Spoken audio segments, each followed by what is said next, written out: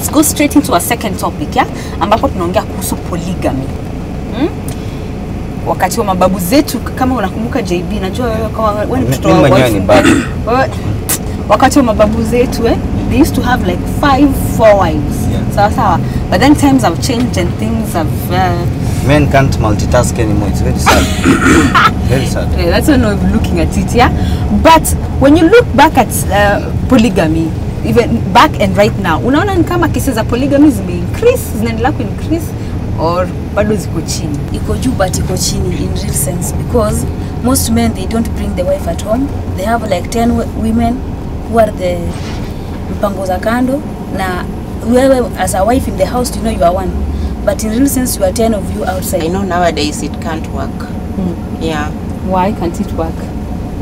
It can't because the economy, we don't have land. There's no job. I can say this, we don't have enough money. Polygamy has really come down, though it has been replaced by other arrangements for convenience. And basically, a number of factors have contributed to this fact. Because even when you look at our homes, it is now that families are not peaceful. And it is because of issues that have emerged. Issues of gender equality and all these kind of things. In the olden days, you will never even find this number of women. Even when you look at when you are in this vehicle, their number has gone up. The government and all other NGOs and stuff like that have pumped in a lot of money around to bring women up. And in fact, I think they are not realizing that women are overtaking us very, very fast. Men will be extinct. And I think this is something that needs to be looked at seriously. Because when you talk about protecting the girl child, women empowerment and all this, where are men? It makes us even fear. There is no way women are so empowered that you cannot even risk introducing your wife to any other. So it becomes mpango wa kando. It must be very, very secret. Economically, it is not easy to support. No, this is it. There's a marriage bill of 2007 that is still pending in parliament, but in a Siku legalize civil polygamy. So, unayunga mkono, madam, that it's about time, since we're talking about mpango wa kando here, there, we just legalize the whole thing. As much as we talk of the men having those mpango wa kando, there is another group that is coming up, fearless, and they are ferocious in what they are doing. Women who are married, who are having those mpango wa kando, and it is worse. You know, the whole thing boils up to its destruction of the family institution. If your husband came, madam, and told you, sasa, mimi nataka kuintroduce kwa Co-wife. Yeah, your co-wife. Yeah.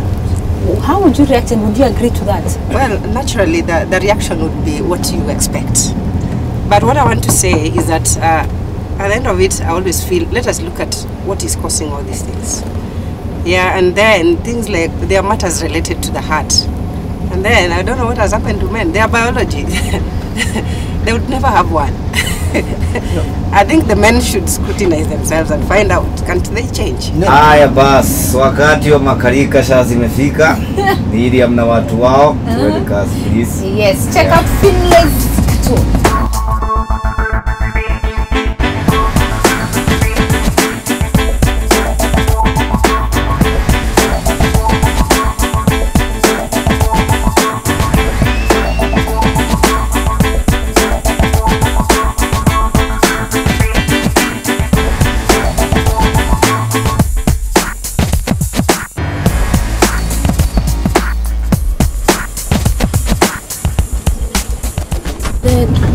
The world has changed, and it's the high time we accept the fact that hiyo excuse ya wanaume kusema ati wanawake ni wengi na they should have like 2, 3, 4 hapana. I don't think there's anything wrong.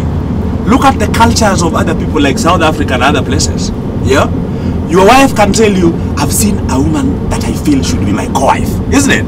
Then you start the process of bringing her into the family. Unakubaliana naye, madam? Like me, I come from polygamous home. I know what it is. If my husbands come home and tell me that, I'll just tell my children now, the war has started. So you just get ready. But yeah, you can take it can't work. No. A colleague. How was it like growing up in a polygamous family? It is very painful. Very painful, I can tell you. Yeah. You know, competitions. Because when you are there, you will be there for your children. and me also for my children, and the man is only one. So each and every woman try to win the man. So when they win the man, then they will neglect other homes, other houses, and it is very painful. Lakini kuna instances ambazo polygamy can be allowed. Let's say for example you're married to your husband but you are barren, so you can't give him kids. Then in that instance, is it okay for him to bring another wife who can bear him children? Ethically it is very wrong, because according to most religious principles, except in maybe Islam, is usually monogamy, whereby when you marry you can stay together. Nowadays even there are other technological technology you can use for the barren woman to be able to conceive. If polygamy has lived with us for the last 200 years, we are not going to start saying today we are going to eradicate it. Let us do mass education. Let us inform the men and women why it is important to keep to a partner. In the olden days, most of polygamous families failed, probably because of lack of management. You see, if you are one man and you have 13 wives, you should be a manager and a leader. Assistant and a secretary. And so what she was describing as painful, I think is just competition that is not checked. But I believe the current man, the modern man, because we have men and women now who are at par in terms of education, I think it can really work.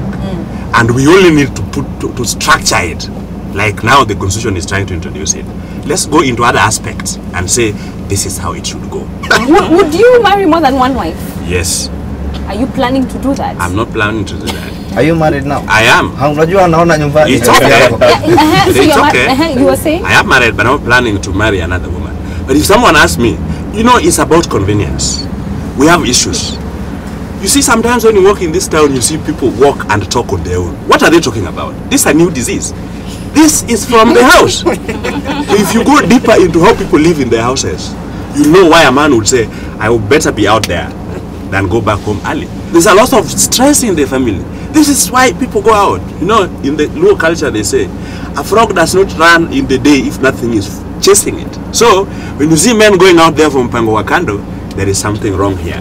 So we need to talk to our women, so that we also talk to our government and other stakeholders, that we agree, we harmonize polygamy and bring it forth. So you totally it will reduce even the number of Mpangos Akando.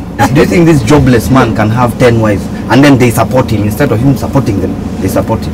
Okay, like in rural areas, it happens. So like in rural areas, the women will go there, burn charcoal, they go and work for other people, wash the clothes, and then they come, you are there, you are just being fed like a kid, which is very sad. But in town setup, it's not possible. The kind of woman that we have today who already knows that Ata Mpango Wakando is not allowed. Would there be peace? You know, we are crying about resources being scarce. You don't know how much we spend out there. If it was concentrated here, I mean, I think we can, madam, we can get very good managers. Kuna mtu ambaye introduce the fact that also women, they have mpango wa kando zao. So then should bigamy also be legalized?